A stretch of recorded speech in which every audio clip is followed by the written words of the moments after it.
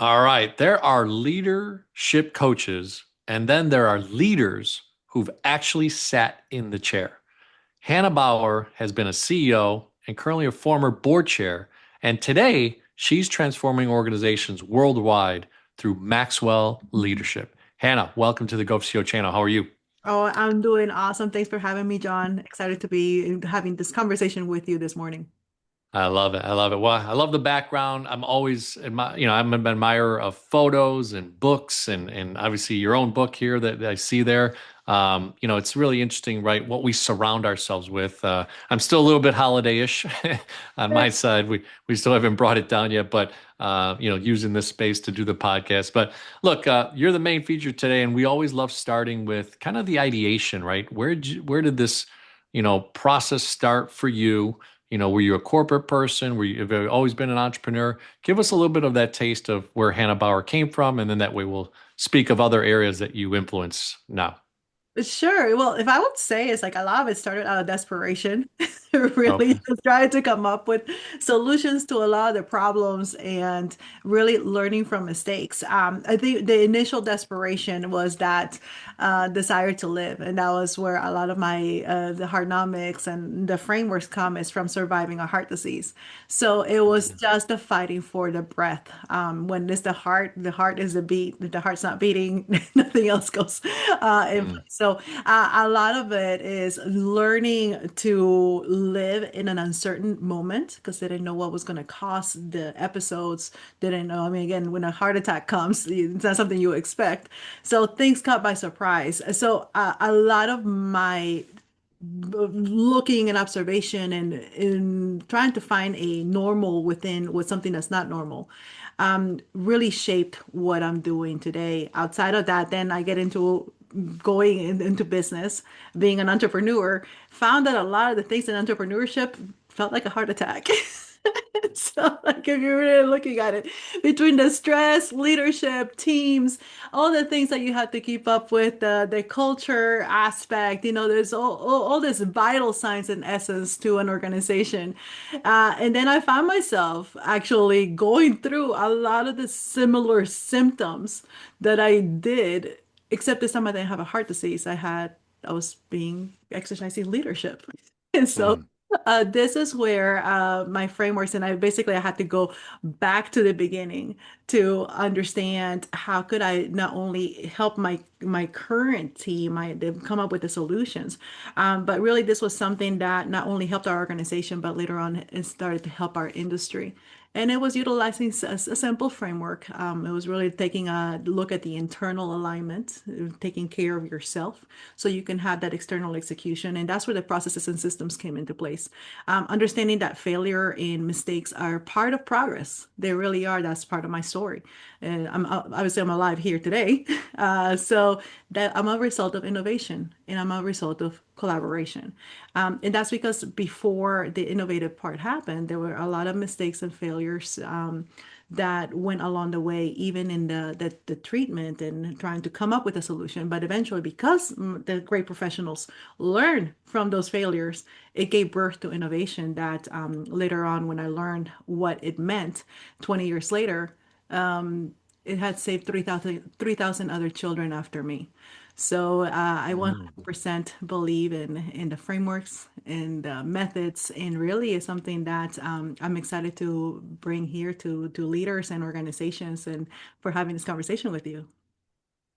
Well, it makes me super curious because obviously from your own scenarios and struggles and things that you had to go through, you breathed this beautiful book and the knowledge of kind of what you're sharing with other companies. In a similar vein, over the last 2.5 years, I had a chance to write my own book, and I love the things you're talking about, frameworks and alignment, which is chapter 2, right? So big. So. When it comes to really dealing with businesses and starting to put that together, right? What was the thought there then? You'd struggled, you went through these things, you rebirthed yourself, kind of a phoenix per se, right? When you think about then now, okay, hey, let me go on my own and let me teach others this component that you figured out. What was that like, and where does that framework of a business, even for you, start at that scenario? So for me, it was helping people. I always wanted to serve. I think that was one of my big aha moments was when I realized that I could be a leader, and it wasn't because of everybody, it's only certain people could be leaders, but really it was a attitude of service. So Mm, it's that attitude of service and the really wanting to serve others. That's where a lot of this came from. But I realized also in me wanting to serve, and as I saw amazing, great leaders serving, I also saw a common thread of burnout. Usually, when I ask great leaders, "Well, how are you?" "I'm busy." "Well, how you been?" "I've been busy." There's always this busy and never-ending sense of like I just trying to catch up is not enough. Then trying to take a breath in between incorporating and leading and all these parts. Now, again, I remember just the exact same feeling as a kid going through what really heart disease felt like, that always never enough, never being able to catch up, getting things into rhythm. So mm, as I looked into the framework, what would help, I realized what got me through. Again, it was in my situation, and later on, a lot of times it's ambiguity, right? I mean, I didn't know what to expect. I didn't know when the problem was going to come. And also, there was no clear cut way. This is how we're going to deal when it does come, because there was no solution in mind. So I had to, again, learn how to deal with that. But there were things I couldn't do by myself. Honestly, as a kid, it wasn't like, oh, I'm going to get ready for this. It was my support system. It was the love that surrounded me. It was the people around me that encouraged, the people that around me that monitored, people, the sustainability aspect didn't come because had superpower. Really, the sustainability aspect came from the network, the ecosystem that was around me that sustained me during those times. mm, And I see the same way with leaders now. When I look at service in looking at teams, looking at culture, looking at frameworks, looking at alignment, key like a key factor is going to be that ecosystem, that support system, that team, that infrastructure that is there in place because you have built into, you've been intentional in building it, or you have an idea of the direction that you need to go. That's really going to help sustain during those tough times, in the times of we're having to pivot, times that we have to respond to external change, times that we have to respond to internal change. Those are the things that I'm seeing now with the framework. I had to be able to transfer that to leaders, and that's where Beat came from, and that's where Core came from. mm. So, it's interesting. You put together this framework based on, again, your experiences, but then to translate it into the business world, to then, they say you're transferring emotion, transferring energy, right? And it sounds like you've put that into motion into a business, which is really cool, and a different way to approach things. So, was there also maybe a track record of things that maybe you accomplished that then propelled you into this, kind of coaching, masterful, consulting side of the world? Absolutely. So I think one of the things is when when you've been in the hospital for a long time, like I spent a lot of years in the hospital. I mean, holidays. There was times where I was too high of a liability. I wasn't allowed to go to school. Mm, So when I got out, essentially, it's almost like getting out. Like, hey, you're normal. You got your normal card.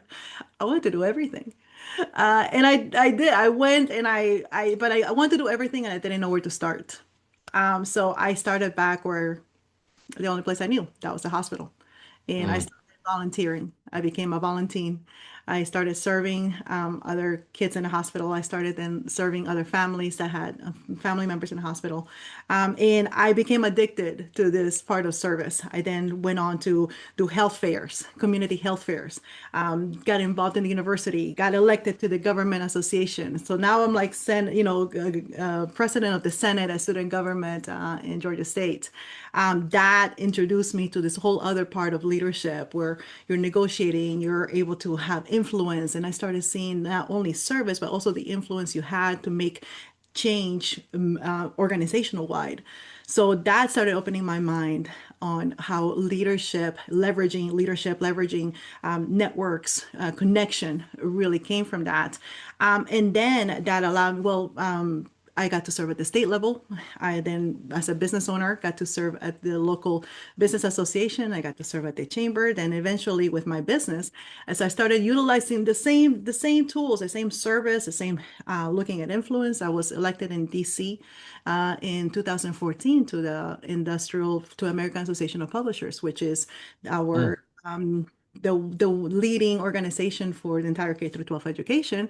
And later on, I became chair, also elected in DC. So now I had access to the entire industry to be able to bring forth the ideas that we were already working in our own company, in our own business, and ideas that I had seen that I was able to both represent the fears, be able to go head to head with the disruption that our industry was going through, and bring this together in a way that was collaboration and facilitating solutions. But I would say the entire time, it was really, again, looking for how can we solve this current problem that we're going through, but also understanding that collaboration was needed. I needed to learn, and there were a lot of things that I didn't know. And if I would say like what really was my, like what really got me is understanding that there were things you just don't know what you don't know, and that's mm, okay. You just have to get in the room and be able to listen and be able to observe, and ask questions. And I believe that really that's where a lot of the where the leaders, and especially in a world where we have so much of the technology coming in, the integration, the change in needs, the change in the labor force, is going to take that leader that is going to listen, is going to observe, and is going to bring people to the table and leverage that knowledge so we can come up with solutions that are going to work for all. mm. You're making me think a lot about, that scenario, right? So when they bring you in, is it typically an individual that says to themselves, "Hey, I really need Hannah's support, and I want to be able to have her side by side with me to, do some things that are innovative or change in leadership within the organization that they happen to be in?" Or do you work with more solopreneurs, startups? Where is kind of your, avatar, at this point of your business? So it's been in a couple of places. It's been interesting actually. So either people are calling me because they have had a massive downgrade of income and now they're having to go lean. I'm a black belt Mm, in Sigma. So I'm a continuous improvement person. I mean, that's what we look for. We look at going lean, being efficient, being profitable. So I'm getting called for like we're losing our labor force. We've lost main clients. Our income is going down, and we still need to operate. Actually, we don't just need to operate. We need to evolve. So when you have limited resources, also not only having to maintain what you have, still keep it alive, your business, but mhm. also innovate in that part. That's where the challenge comes in. So that's where I help leaders. So usually I'm brought in by the board of directors. I'm brought in by the either the executive director or CEO to be able to work with their main team, their core team. The other opportunity that usually I come in is because like, oh, this is like amazing new grant or amazing new opportunity place that we can serve, like, but we don't think we're ready for it. Mm, We don't know who we need to hire. We don't know, like how will we even pursue. It's going to take capital because, it takes having that capital funding to be able to even pursue other things. Where do we need to put the money in if this is not a for sure thing? So that's where I also help in is and be able to prioritize, being able to look at the different talent pool that needs to come in to be able to go after these different opportunities that the leader is envisioning, because they've had great success and now they want to be exponential in their impact. So those are the two times I come in. Usually it's a person, the executive, the CEO that brings me in. But like I said, sometimes it's the HR team because they're looking at the usual place where it shows up is in the labor, like what either because there's been a downturn in labor, they're having to really be strategic with who they're hiring. But also in the part of the process in the system is the metrics. How do we measure? How do we prepare for the future that they're seeing? Either it could be a downturn, or it could be like we just don't know. For example, in mm, the industry, right, that happened in the publishing. The disruption that we went through was we were mainly a print industry. That's where books were big, right? You wanted hard Hmm. bound books. You wanted like the books that you can feel and touch. And then suddenly this ebook started coming in. And then the ebooks were not just ebooks. I mean, the content was even free in a sense. So when we're talking about the publishers, where the money and the treasure is the content, how do you compete with free? And it wasn't just one other publisher, it was all this silent competitors that started coming. So there was not a clear business plan because we don't know exactly how we're going to be competitive in a place now where what we hold as valuable, our content is free, and the way that we delivered it even has completely changed, and nobody really has a business plan on how to do it. So that's where my experience comes in the technology to be able to answer those questions.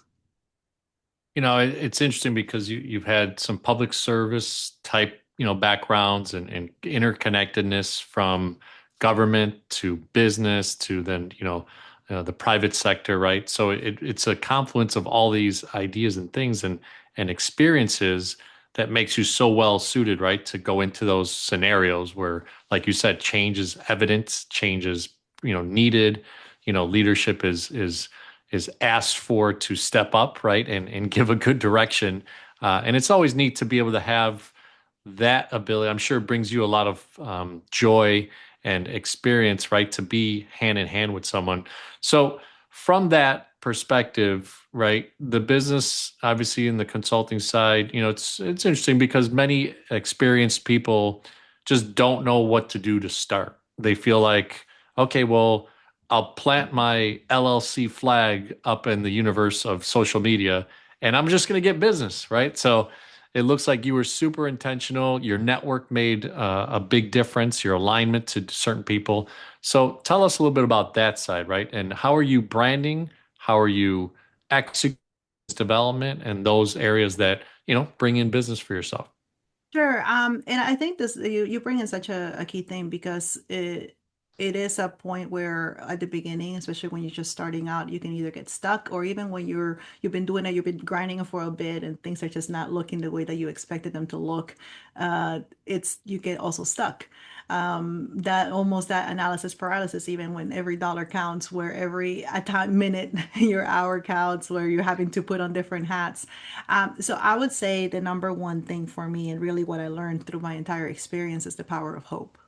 Mm, And knowing that hope really is the catalyst for action.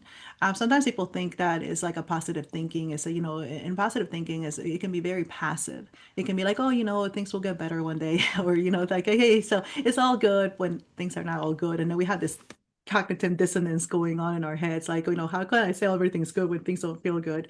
Hope doesn't, you know, deny things or blinds itself. Hope is able to look realistically at a situation, realistically look at, hey, my efforts are not quite panning the way I expected them to be. However, you're right, the however, or uh, yet. That word yet that comes in the second part of that sentence. So I would say one thing is really one of my main services when I go with leaders is really able to ignite that hope. My story is one of hope. I mean, there was no solution. There was no, I mean, I had two heart attacks. I wasn't even allowed to go to school yet. You see, then almost like what, 23 years later, I'm leading mm, K-12 in the United States. I wasn't allowed to go to school at one point in my life. So I'm not saying this as a like, oh yeah, you gotta hope, hope thing. No, not at all. Hope definitely is part of the strategy. So as we're looking at this, I would say do not in any way, shape, or form discount the power of hope because hope finds a way when there is no way. Hope is the catalyst really to move you into action. Um, and when you're looking at a team and you don't really have solutions, sometimes we say, it's the CEO is the chief encouraging officer, but it's not encouraging because we look at the hope aspect. So mm, that would be the one part. A lot of times we think it's like we need one more strategy, one more process, or one more system, or another product, or another R&D, and it's not that. It is really honestly an attitude, internal attitude from the leader, being able to then also transfer. in the ability to realistically, not like, hey, I'm just going to put in a bunch of hot air to people, but realistically looking at the situations, but framing them in a way to where you're opening up your team to be able to have those very needed conversations that are both realistic, but are solution minded and solution oriented. So that's what I would how not only would I help, but that's the first place I would start. I would check, do I check up from the neck up, look at where you are and hope. And what are some of those things? I know I have made the mistake on like, oh, I'm thinking I'm like a very hopeful person. Yeah, I went through all this. How can you not be hopeful? Every day is every day above ground is a good day, right? And yet I found myself there were many areas I wasn't even looking for in solutions. I masked it by time management. Oh, I don't have the time for that, or whatever that is. But it really wasn't a time management problem. It really was a hope problem. And when I Mm, was able to realize the difference between that is I'm now no longer solutions for looking for solutions in this area. I started checking, well, what is my hope in that area? And realized it wasn't that I didn't have time. I actually did have time because I was putting my time in the wrong things. But if I was to be able to direct and be intentional to put my hope in that, it wasn't a matter of time. It was a matter of looking at the impossibilities or the challenges, fueling it with hope, and being able to then start testing out solutions. And not every solution is going to work. It's okay. That's part of progress. Like I said, like the innovative surgery for me, it wasn't the first one they got it. No, there was an open heart that failed. There was a heart cath that failed. There were many drugs that failed mm. before that. But all of those were part of the progress. And that's what gives birth to innovation. Well, and it's interesting, as you're sharing, and what a powerful message you just shared the last few minutes there, right? Seeing kind of where you came from, the challenges that you went through, the place that you ended up with, the K through 12 influence, and now obviously being in the marketplace, in the industry, and the Maxwell Foundation, all that stuff. Would you agree? And I'm going to take this a little bit different than most interviews because you're making me think about a word I love, which is momentum, right? Yeah. A lot of people, dig, dig, dig, dig, dig, or work, work, work, work, work. And then almost it feels like the second before momentum hits, people stop. And then Mhm. you have to start again to rebuild that momentum. And that's where frustration starts to kick in. So I'd love your perspective of, with this hope and the mindset of it and what you're trying sharing and really sharing something real, would momentum have an activating solution there as well? What's your thoughts on Oh, yeah. Well, exhaustion that? is real. Tiredness is real. 24 hours and 7 days a week is real. So when all of those things are, they seem to almost like be playing against you because like I can't even think if you have tried to make a decision when you're very tired, you realize you're not making the right decisions. So momentum has and when you're able to not only recognize when you're in that momentum, but really ride that wave, it's such a relieving feeling. Um, I don't know if you've heard of Zig Ziglar, but one of the things Hmm. he used to use when he went on his on speaking, it was the water pump, right? The Correct. Yeah, yeah. so if you remember, there was a point like you gotta pump it, pump it, pump the pump, right? You gotta pump it. But if you before the water came out, if you stopped, all the pressure, all the water that had come up goes down. And it wasn't like you're picking up again where you left off. No, now you have to start again from the beginning. So that's the thing. I mean, if you think about it, in starting before, stopping before the momentum happens, because momentum really is when once you get that water all the way up to that pump, what happens? The water starts flowing and then it's a steady part. But here's the deal. You have to recognize when you have to go fast. You have to, and the ability as a leader to when you have to accelerate, when you have to decelerate. Because remember, once the water gets over that pump, the momentum to continue to put it, to do the same effort and the same strength is only going to wear you out. Well, you don't need to be doing that. And that's Hmm. one of the things that I see with leaders where they have gotten that momentum. But it's like, no, no, now we need to do more. If I just push more. And no, what you're doing is you're going to tire yourself out. It's not going to be more effective. And honestly, it's not going to get you ready for the next part where, the next challenge or the next opportunity that's coming in. So I would say is being able to recognize what is momentum for you? Being able to know, how would you know right now if you are in that rhythm? My problem in heart was both tachycardia, meaning it went really fast, but also it was a rhythm. Mm, So not only did it go fast, but there were times where it was going irregular. So it would go super fast, super low, super fast, super low. And it was out of control. So it was those high and lows uncontrollable that were out of rhythm that really tired me out, even more than the fast rhythms that were going. If you think about it, when you go on a treadmill at the gym, when you're steady, if it's a steady thing, you're hitting zone 3, zone 4, zone 5 with your heart, you're still managing it because your breathing is getting in rhythm with where your heart is. But when you stop, it even starts feeling a bit uncomfortable because mm, you're trying to catch up your breath with your heart, right? Because it's still like your heart is kind of going fast, but it's going slow, but then fast and slow. So the ability we recognize that there is need for the heart to go fast when you're wanting to go at higher speeds. But there's also just a need for the heart to slow down when you need to go at the lower steady speed. You cannot be at zone 5 all the time. You will have a heart attack. You will wear mm. yourself.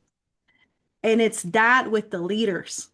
Momentum is great. Momentum is our friend. Momentum helps us get that much more faster. But you have to understand also with momentum, you need to find your rhythm in that momentum so you're steady and you're not going to wear yourself out. On the contrary, you're going to be banking on that resilience that you have built just to get into that momentum so that you're able to not only understand how you work, but you're also in that smoothness is also when all of these other people in the partners are also able to come in. So momentum is your friend if you recognize it and if you honor it for what it is.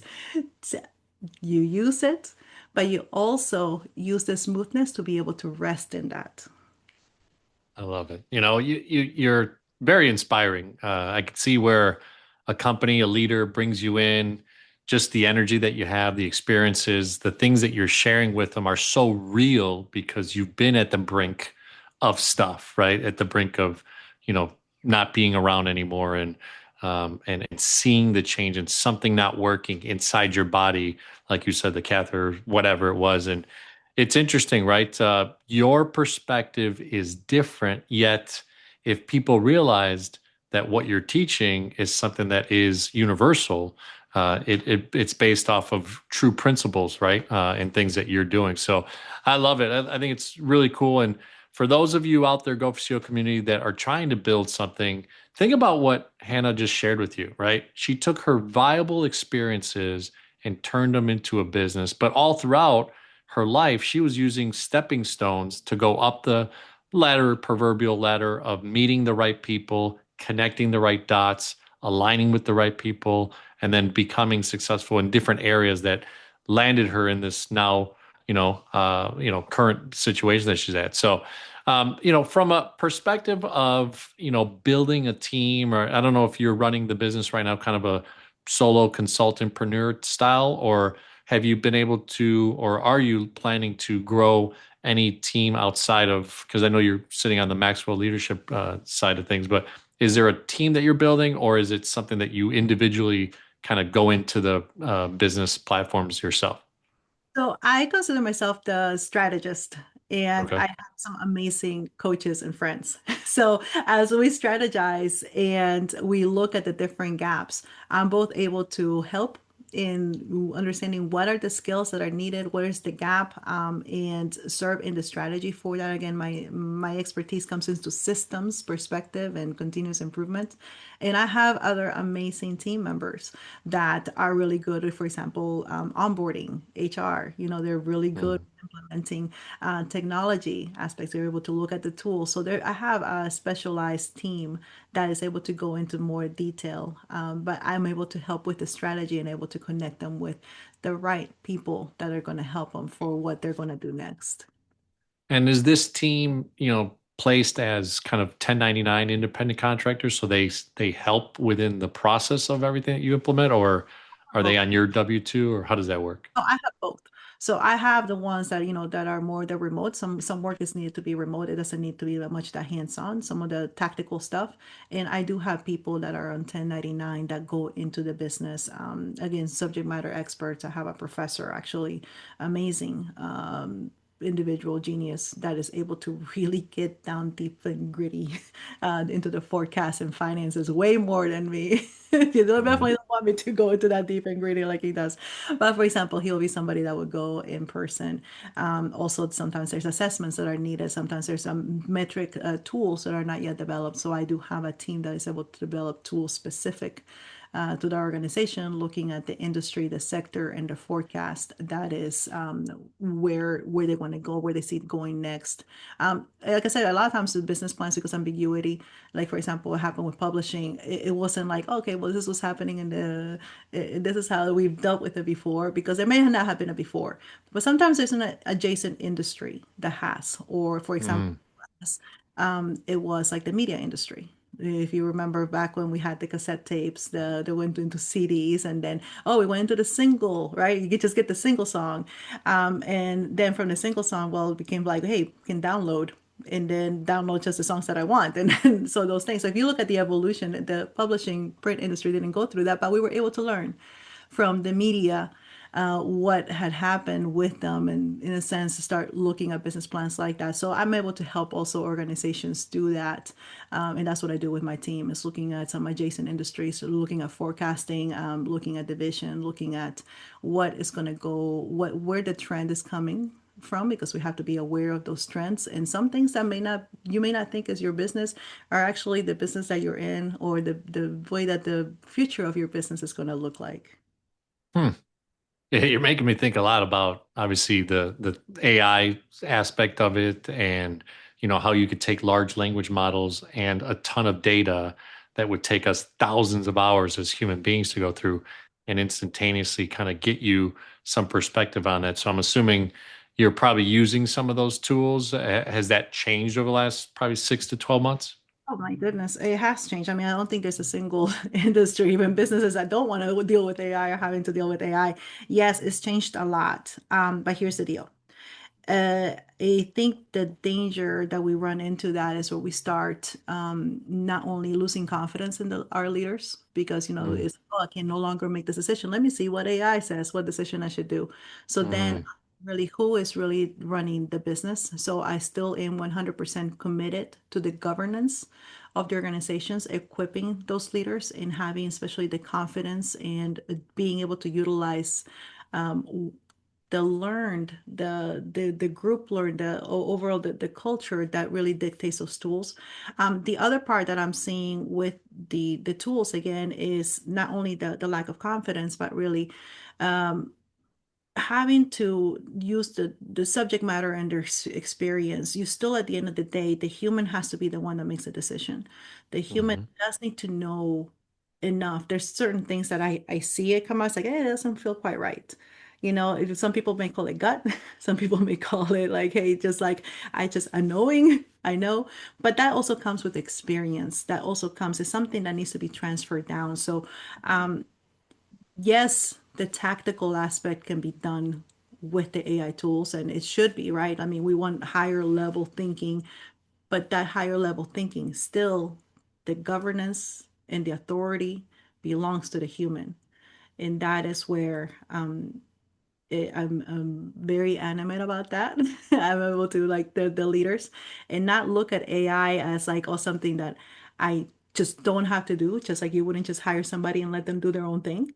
And don't do look at AI. Well, I just got it. My AI agents just they're gonna do it. We programmed it and everything's gonna go right. It's not. Mhm. You have to know. You have to have your measurements. You have to have your things in place. Again, the tool is for the human, and we have to have organizations still be human-centric in a way where we can still govern those decisions that are being made throughout the entire organization. I love the old saying of inspect what you expect, right? Oh, Yeah, so it's interesting. I learned that a long time ago, and I caught that. And a lot of things that you do, right? I'm a commercial banker by trade. I deal with a lot of small to medium-sized businesses, typically 5 to 150 million dollars in top line revenue. And they're looking to grow from 5 to 15, from 15 to 30, from 30 to 100. And yeah, little things may tweak, and this new technology may help you in certain aspects, but you've got to be able to inspect what you expect, right? So really interesting stuff. So last thing, a couple things before we end the podcast is I was intrigued by because I think a lot of people don't realize that collaboration is a big deal in business, and especially when you get into this kind of consulting coaching world. You write a book and you've got all this subject matter expertise, but you talked about alignment with the right people, this professor that's a super genius at certain things on the financial side.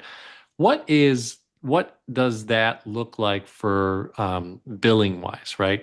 Invoicing your clients. How did you start to learn the rhythm of, okay, hey, this project is going to take, professor, this person, and myself. Let's go as a team, and here's what I need to charge for that. What does that kind of look like for you, or are you redefining it, on a time by time basis? Well, I think when there's a certain milestone we can look at, right? I mean, if you start looking at like, for example, the apps and Apple, right, it's the 60/40, then you start looking at the 70/30, and as far as like even compensation parts. So it definitely is something that is fluid in the sense of there sometimes the lead or just the referral, this essentially is almost like a referral fee, right? Where it's like a 20%, 25%. So you start looking at percentages like that. I think a lot of it is the involvement that from both parties, but also the opportunities, right? So there, for example, I have somebody that they have a tool, an assessment. So I'm not going to be running that tool. I'm not interested in getting certified in that assessment. So I am perfectly fine with them running that, and hey, the assessments, that's your deal. But I'm still able to have that. There's still the customer in a sense is my main customer, and is something that if it's mutually agreed, hey, this is really going to be helpful for them. Absolutely, you take that part, especially when it's proprietary. It's something that is good. I think we have to think in when it comes to partnerships. Also, there's an abundance, and you'll have a very much different outlook in how people deal with partnerships for when they come at it with from a scarcity mindset versus an Mhm. abundant mindset. The scarcity mindset would just want to protect and run everything, and they want to control the uncontrollables, which you really can't when you're talking about contractors. When you're talking about partnership, I mean that's the reason why you're contractors. So you have to look at it always with the abundance and knowing that. And I love this from Zig Ziglar is, what that you can have everything in life you want if you help enough other people get what they want. And Mhm. when you're talking about collaborations, there's certain doors that you have access to that they may not be fully yours, but because of the mindset of abundance, you're able to bring in people that are going to be really help the customer, really being customer minded first. That is going to help them. And later on, they'll have an opportunity to also pay you back in that sense. They may have a referral where you're able to really serve that customer more. So I think it has to be looked at that way. What is the end goal? For that person? What is the result that you're looking for that and the involvement of the different parties? Sometimes there have been times where I've even, I'm a keynote speaker and I'm not the right speaker for that event, but I do Mm. need somebody who's the right speaker for that event. And I'm able to like, once we have the discovery call, say, I know somebody. I will send them over to that instead of trying to like, sure, let me do it. Because the main thing is to serve that audience first. Now that Mhm. speaker, they sometimes, they've done 20%, 25% referral fee. Like I've done it for other people, 25, 20%, but then that's their customer. I think again, once is knowing your lane because it's not just about, and that goes with the scarcity mindset. Sometimes you just want to say yes, yes, yes, yes to everything.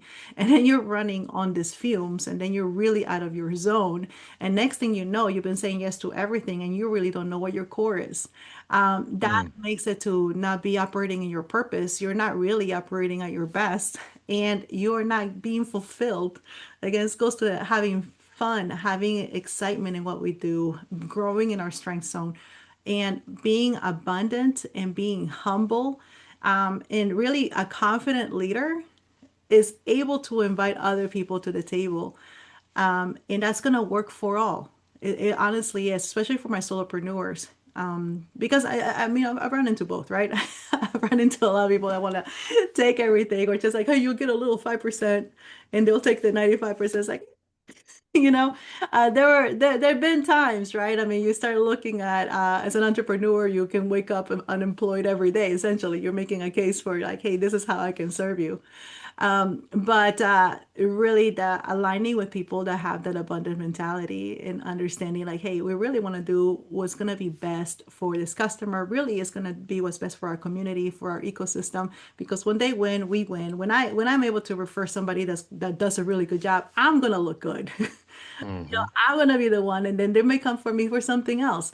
They may come for me like, hey, this other thing. But when you're able to surround yourself with good people that really want to serve the customer, it's really the percentages. I think, in a sense, they're very important, but they become secondary also because if you're thinking the long game versus the short transactional part, when you're playing the long game, the sustainable game, doing good business and looking at percentages on things that are, how they're working out and doing good for the people that refer you as well is really going to take you a long way for profitability and sustainability. So it's interesting, right? In your world, there's a lot of confidence and trust that you have to have, right? Especially when you're referring, right? And I think a lot of people don't know how to equate that. So could you give us a little bit of insight to go a little bit deeper on this same pattern sharing that you're doing? When you think about vetting the referrals, the people that you're going to do business with, and then also billing it based on that referral fee, what kind of mechanisms do you have control of, right? So the vetting side to who you're referring to, and then once they engage with that referral that you put together, what's the mechanism for you to be able to still control that cash flow of the referral fee coming back to you? So there's a couple of ways, right? I mean, well, first of all, is the relationship that you have with the end user. Mm, It's making sure that, again, that they know, right? Because you're still positioning yourself as a partner with them. Let me find you the correct partner for doing this type of work. So one is building that relationship so that they still remember you, so that, hey, when you talk to them, tell them that Hannah told them to talk to them, right? I mean, so hmm you already have a way that, like, hey, when they say they come from me, there's an agreement with that part. Affiliate is a way that people do this, right? Like, okay, use my affiliate code, or you may even have your own, and which is very simple to do. Even like the way that you redirect to somebody's site, they're using your own link. And then the people can even see that if you're just talking like, hey, this person came to their website and started looking at their services through my link. And there's a hmm to be able to track that. Another one, even with the promos, even I think there's something that I've done with different organizations, even not just only individuals, that, hey, if they come in, which is if you go back to marketing, the way it was from like when you would get even direct mail or things like use code blah blah blah, and the same thing, hey, use code for this, my, people that come from this way, you get a percentage off, they'll give you an extra thing, or tell me when you contacted them and I'm going to send you my free book or my free latest report. But there's something attached to that as well, to be able to not only encourage them to go visit the site, to be able to start that conversation with them, which can be trackable, right? Whenever somebody has that coupon, whenever somebody has that code, but also it still builds that relationship with you, because you still want to be able to give them that case study or that book or something they have in memories with you, so that they'll think of you, the customer, when the opportunity comes for you to be able to serve them. So affiliate, working some sort of affiliate code, also making sure that the client is using you, like, hey, that they'll, and again, it's not only making that introduction, having those emails, but it's good service, right? It's like almost like a white glove service. Let me make that introduction for you, or tell them, if you tell them that Hannah sent you a Heartnomics, you came through Heartnomics, they'll do this extra thing for you. So having those things into place, again, you're building that relationship, the tracking, again, in the trust, depending on the partnership, right? I mean, you have Some of them that may be one-offs, like for example, like keynote speakers. I'm not necessarily going to be working with a group of keynotes, but there may be one-offs, right? So it's even following up, making those introductions. But versus somebody like I talked to you with my professor, where we already have our set percentages placed for, like 1 day engagement, 2 day engagements, if there's pre-work, if there's post-work, who does the pre-work, who does the post-work, because some of the things are not just like, hey, you're going to show up on that day, but there may be some surveys or assessments that need to be done in place. So are they using his tool? Are they using my tool? So those things are already set in place, so they can be a bit more structured with that. But you just gotta look at what, in business is the same way, right? When you work with contract workers versus employees, versus Mhm. when you're bidding for even government grants, when you're bidding for funding grants, even. I mean, like there's certain ways, like, okay, what am I, how am I going to track this? And there are different ways in working with it. And the same thing, even if you're bidding on a job, because and that's a wonderful thing about collaboration is then your experience is all aggregated. And when your experience is all aggregated, then suddenly instead of 5 years experience in this sector, you have a combined 30 years experience instead Mm. of having had, 50 clients in this particular thing. Suddenly you can combine, hey, we have served over 300 clients. So there's a power very much in collaboration, especially when you're talking about going for those higher bids, going for some government bids, for those of you that do government contracting, going with a subprime, because then your capabilities now become part of their capabilities. And there's Mm. a lot of power in that. Interesting, interesting. So yeah, no, there's a dynamic to it, right? And that's the beauty of watching this podcast, GO4CEO community. Seeing Hannah and what she does, and collaborating with her, and getting a chance to get to know her and what they've done with Heartnomics and all that good stuff. So, as we end the podcast, we typically go through CEO, right? So client experience, engagement, and operational excellence. And you kind of touched on all of them in some ways today. But if you think about from a value proposition, high level, 30 to 60 seconds, right? Client experience, what could people expect when they do business with your company and your business? They're going to be loved. That's why I love it. Love and excellence. So client experiences that they're going to feel good. They're going to have the emotional intelligence that goes with that, but also the operational systems that go along to make their vision a reality. Awesome. And then engagement, right? A lot of times, leaders, I love to ask them on this podcast when we say, hey, are you a break bread person? Do you like to go to dinner? Are you a breakfast, or do you do retreats with your clients? Do you do skydiving, as an example, right? So what are ways that people could expect when they're engaging with you, from your independent contractors to your clients to just friends? What's kind of the style that Hannah has for engagement? Well, I like to listen and I like to have fun. So one of my favorite things is dancing, and I think in dancing is such a great leadership experience because there's a constant communication going on when you dance, either for fast or slow. We're going this way, we're going that way, and for that it takes a lot of ability to build that rapport, the ability to be able to really see you. So in the engagement part is I know both how to follow and how to lead. And I think of when we're talking about partnerships, there's times where you have to listen, you have to just look at what's going on, but also be able to create that spark that for that customer for that engagement, and really make a safe space. For me, the main thing is making a safe space to where you can be curious and explore different ideas in a place where it's judgment free. And it's okay as long as we can learn from our mistakes. We'll walk through that right away. But a safe space is the main thing. All right, so personal question, just because I'm Colombian and I like to hear this. Is it salsa, merengue, bachata, country line dancing? Like, what's your vibe? Which one do you like? What's that?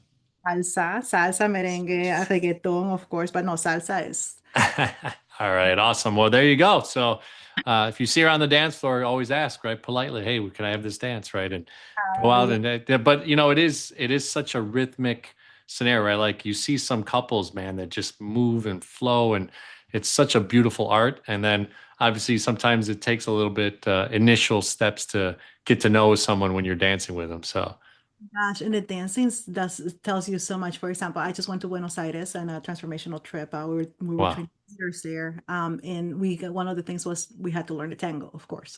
Oh, But in the tango, I didn't know that the male always faces forward, the female never does. So it's like complete trust. Like you will never, because in salsa merengue you can go either yeah. way, back and forth. No, the partner never has a look. You never look at where you're going. You have to complete trust and understand even like the all the other signals that you're talking about. And I'm just like, oh my gosh, this is amazing when Uh, you're talking about leadership, because I just didn't even know the rule of this dance.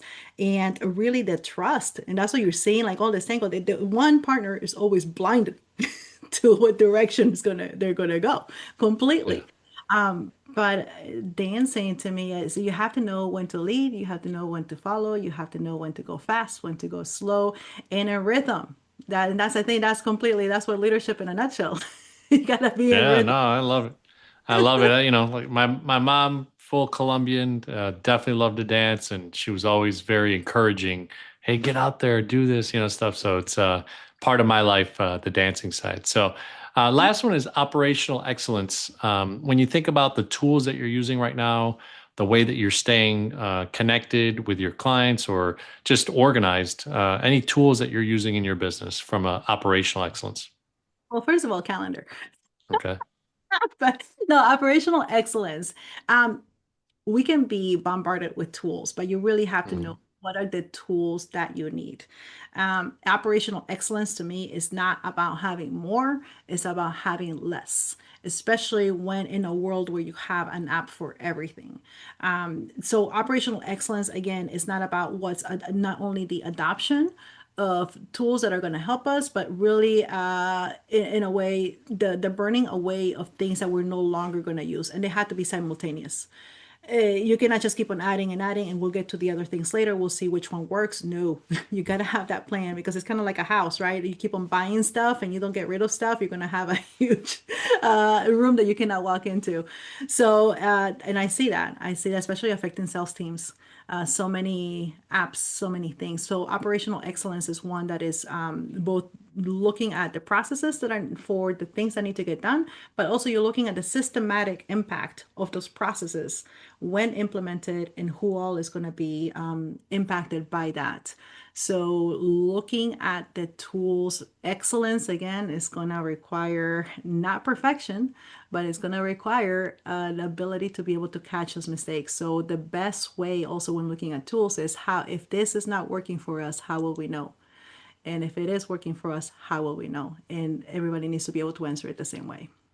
I love it. I love it. I've recently had a bunch of managed IT guys and gals on the podcast, and they talk about their trying to revolutionize their own industry because a lot of those people come into a company and just tech stack, tech stack, tech stack, like this next and next, and they've been minimizing that to exercise that fluidity, right, and better sense of kind of not having to use 12 things, use one or two things, and master that and make it really good. So tell people how to get a hold of you. What's the best way to interact with you? If they want to book a discovery call or something to interact with you, what's kind of the socials and everywhere to get a hold of you?